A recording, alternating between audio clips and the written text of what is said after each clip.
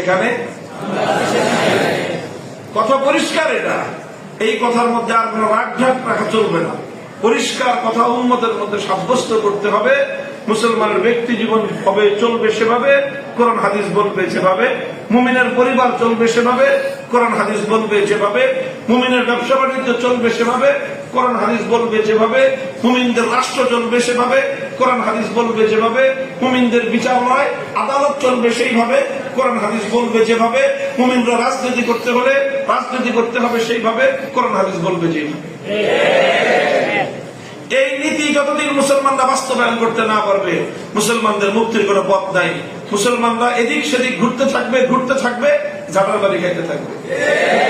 এই জন্য এই উম্মতকে ঝাঁটার বাড়ির কবল থেকে বাঁচাইতে হলে উম্মতকে যে করেই হোক কোরআন সুন্নাহর দিকে ফিরে আনতে হবে, মুসলমানদেরকে বুঝাইতে হবে। আলহামদুলিল্লাহ, আমাদের বর্তমান প্রজন্ম কোরআন হাদিস বুঝবার জন্য নিকটবর্তীদের সময়ের চেয়ে আরো অনেক বেশি উৎসাহী। এখন আমাদের কাজ হলো উম্মতকে কোরআন হাদিস বুঝায় তাদের জীবনের সকল ক্ষেত্রে ইসলামের কোরআন সুন্নাহর পথকে অনুসরণ করার প্রতি তাদেরকে উদ্বুদ্ধ করা। যদি এই কাজটা আমরা করতে পারি, ইসলামের বিজয় ইনশাআল্লাহ অতি সন্নিকটে।